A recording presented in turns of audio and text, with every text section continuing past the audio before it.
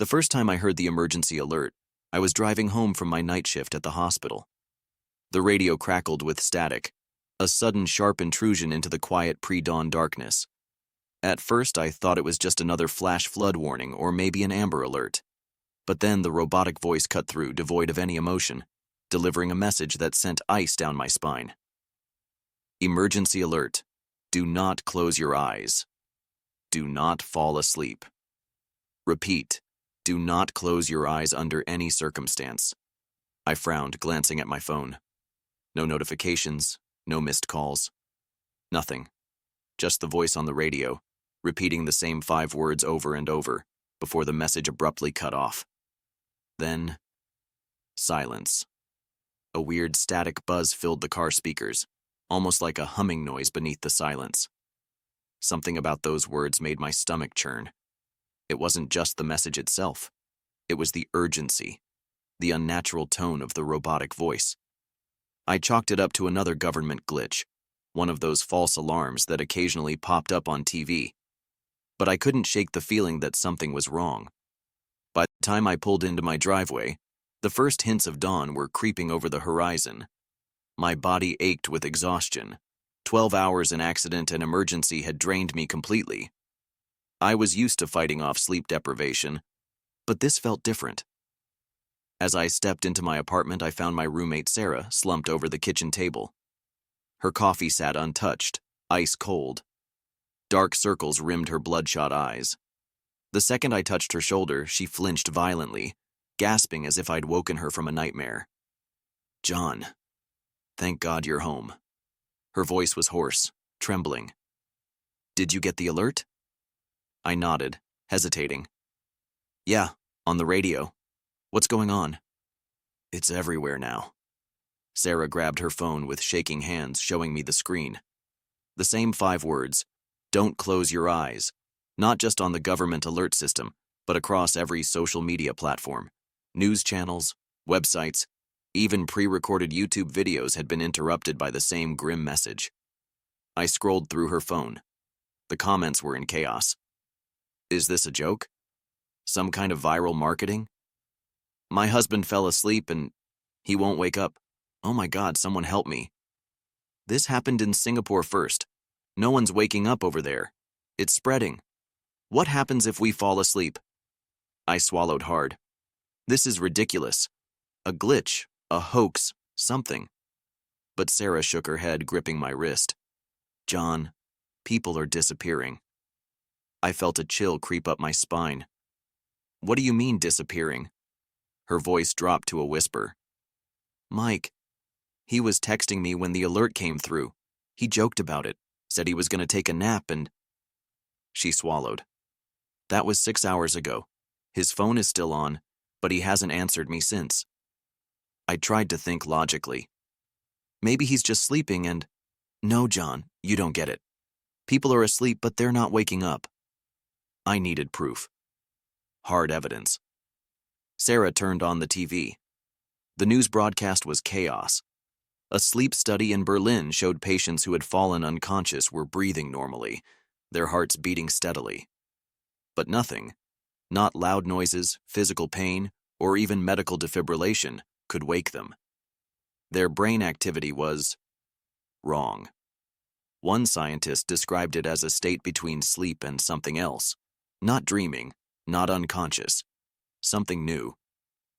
Then came the footage from Singapore, the first country affected. The hospitals were filled, but not with patients in pain. Rows and rows of motionless bodies, their eyelids twitching, their faces frozen in unnatural expressions. Some had begun to smile, not just a normal smile. A deep, unsettling grin, stretching their features in an inhuman way. I turned to Sarah, feeling my own exhaustion pulling at me like a lead weight. "How long have you been awake?" She blinked rapidly. "Too long." Her hands trembled as she gripped her cold coffee mug. "But I can't. I won't sleep. Not after what happened to Mike." Her voice cracked. "He told me he saw something, John, right before he fell asleep." I frowned. "Saw what?" "He said something was calling to him." The hours dragged on.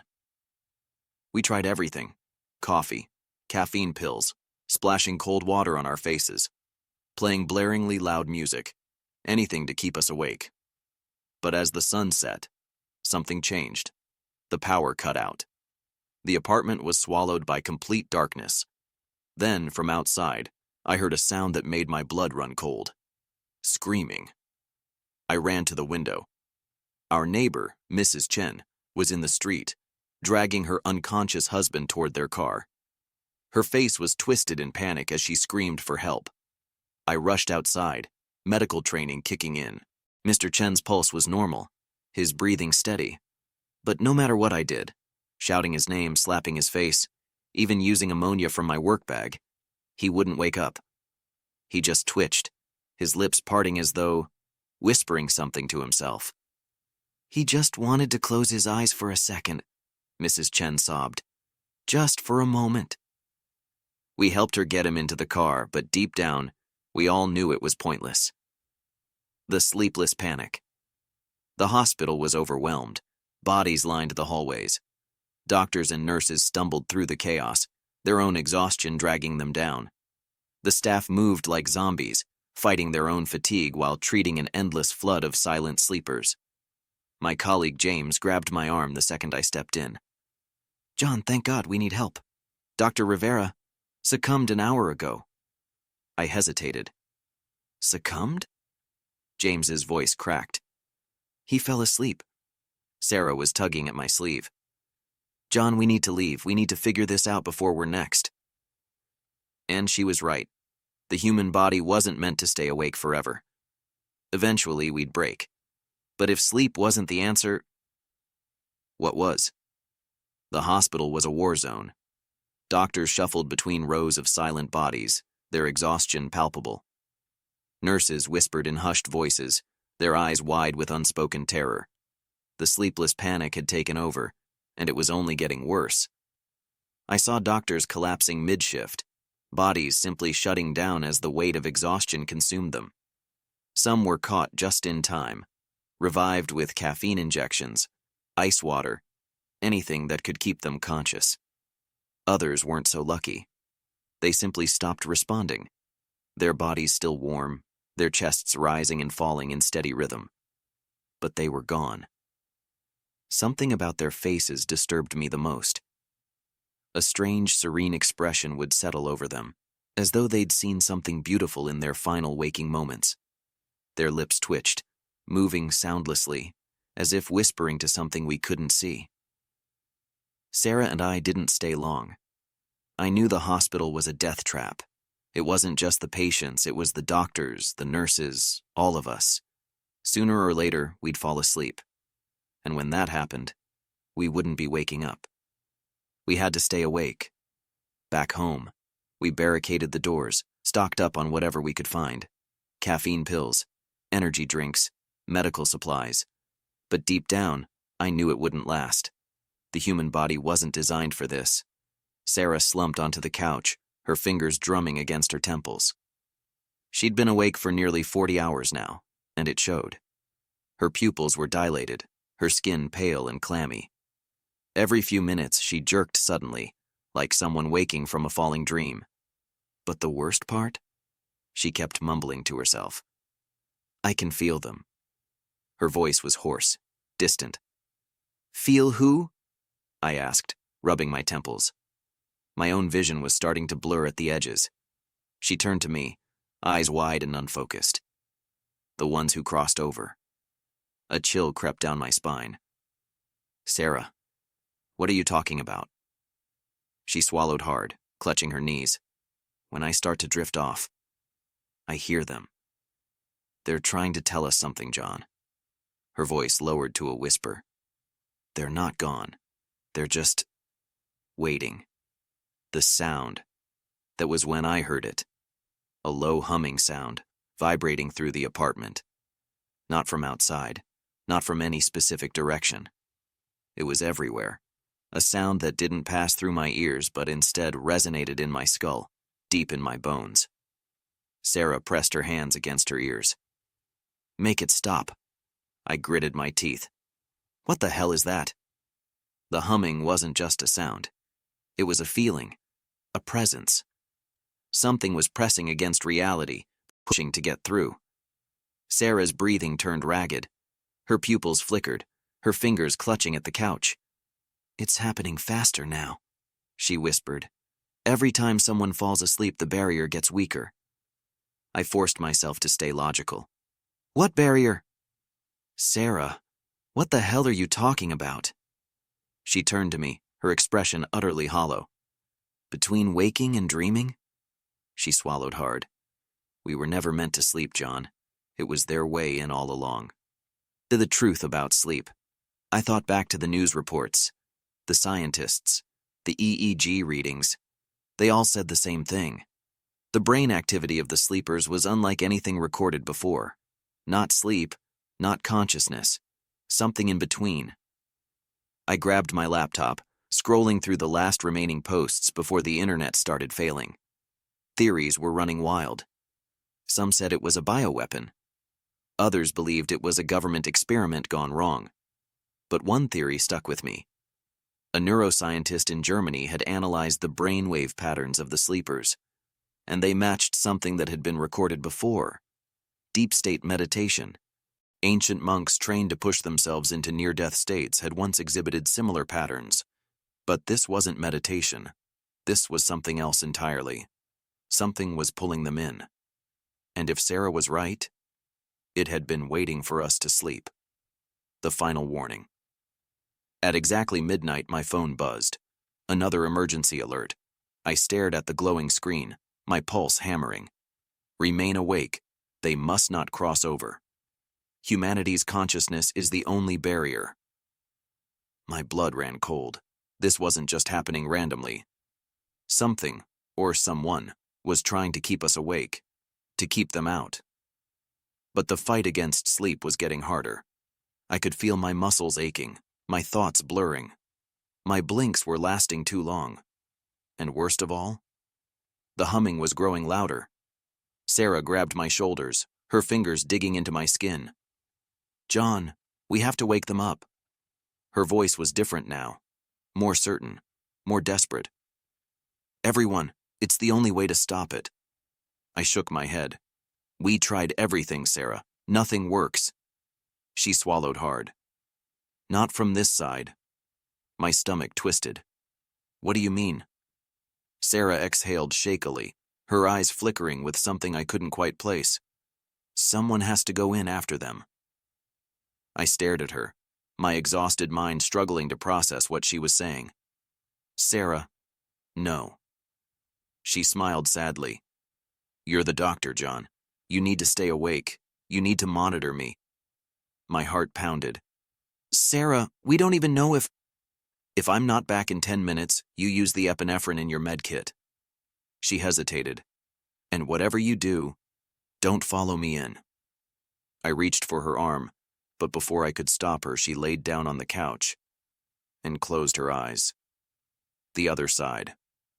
Her breathing immediately slowed. I grabbed the heart monitor, attaching the leads with shaking hands. Her vitals were stable, but her brain activity spiked. Not like normal sleep, not even like a coma. It was off the charts. I watched as her eyelids twitched violently, her lips parting slightly, as if whispering to something. A minute passed, then 2. The humming in the room grew louder. The shadows stretched unnaturally, creeping toward her still form.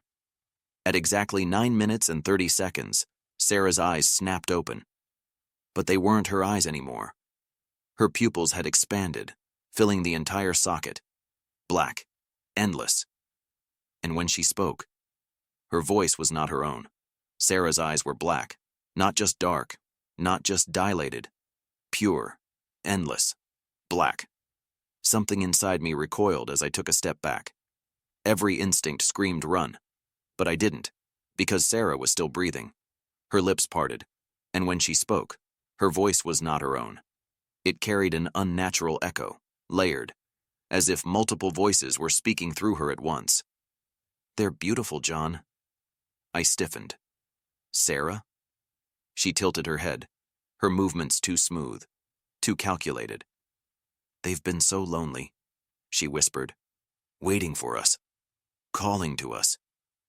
I took another step back, my heart hammering against my ribs. The humming was deafening now, vibrating in my skull, rattling my thoughts. "Sarah, listen to me." I forced my voice to remain steady. "Whatever you're seeing, whatever's in there, you have to fight it." She blinked, and for the briefest moment, her pupils shrunk. A flicker of recognition, a moment of hesitation. But then, her body jerked violently, her back arching off the couch, her mouth falling open in a silent scream. The air in the room shifted, the shadows around us stretched, curling in on themselves, rippling like something was trying to break through. The emergency alert still buzzed on my phone. "Remain awake, they must not cross over." I knew what I had to do. I grabbed the epinephrine syringe from my medkit and lunged forward, jamming it into Sarah's arm before she could stop me. Her body convulsed. Her mouth twisted in an unnatural shape, like something inside her was screaming. Then, all at once, the humming stopped. Sarah's body collapsed. She gasped violently, choking on air, her limbs twitching as her pupils shrank back to normal. She was back. The barrier is failing. Sarah was shaking. Her breathing was erratic, her hands clenching into fists as she tried to ground herself in reality. I gripped her shoulders. "Sarah, talk to me. What did you see?" She swallowed hard. Her eyes were full of terror. "John, it's not just sleep." Her fingers dug into my arms. "They've been watching us, waiting. Every time we sleep, we let them in a little more." I felt ice in my veins. "Who?" She shook her head. "Not who. What? I don't think our minds can even comprehend them." She turned her gaze to the shadows, which had returned to normal, lying still along the floor. Sleep was never supposed to be natural. It was forced on us, engineered, to keep us vulnerable. I stared at her, my exhausted brain struggling to process what she was saying. Sarah swallowed. "We're the barrier, John." Her voice was raw, desperate. "Humanity's collective consciousness is the only thing keeping them out. But now people are falling asleep. And once there aren't enough of us left awake..." She didn't finish the sentence. She didn't have to, because we both knew what came next. The world is falling silent. We checked the news. The updates were less frequent now, not because things were getting better, but because there were fewer people left to post them. The cities were silent. Entire apartment buildings, entire streets filled with motionless bodies. Hospitals had collapsed, their staff unable to keep themselves awake. Governments had stopped broadcasting. Only one thing still remained active: the emergency alert.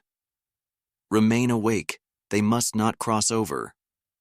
The words were more distorted now, weaker, almost like the message itself was starting to fade.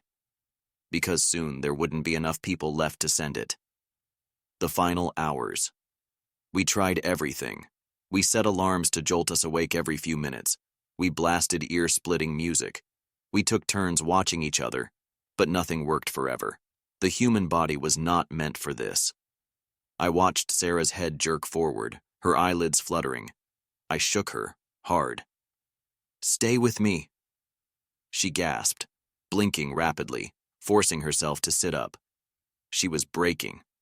I was breaking. My blinks were lasting too long. Every time my eyes closed, even for a fraction of a second, I felt something pressing against my mind. Something vast. Something hungry. Sarah grabbed my wrist. "John, we won't last much longer." I exhaled shakily. "I know." She hesitated. Then she pulled something from her pocket. A bottle of sleeping pills. My stomach turned. "Sarah, what the hell are you doing?" She stared at the pills, then at me. Her voice was calm. "Someone has to see how deep this goes." My blood ran cold. "Sarah, no, you barely made it out last time." Her fingers tightened around the bottle. "If I can figure out what they are, maybe we can stop this." She looked up at me. "Maybe there's still a way to wake everyone up." I grabbed her hand. "Sarah, please." But she was already swallowing the pills. The final warning. Her body went limp. The second her eyes closed, the humming returned. Louder, more violent. I grabbed the heart monitor, watching her vitals skyrocket. Brain activity, off the charts. "Sarah, wake up."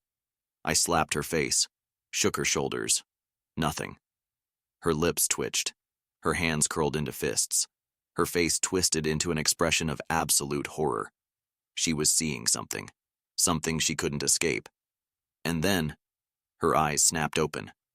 But they weren't black this time. They were pure white. The last thing she said. Her body jerked violently, knocking over the table. She screamed, not in pain, not in fear, but in warning. Her voice echoed, distorted beyond recognition. And when she spoke, it wasn't just her voice anymore. It was thousands, millions. "Don't close your eyes." A shockwave blasted through the apartment, sending me flying backward. The emergency alert crackled to life on every device, repeating over and over. "Don't fall asleep. Don't fall asleep. Don't fall asleep." Sarah's body collapsed. And outside, the world went completely, utterly silent, because there was no one left awake to hear it.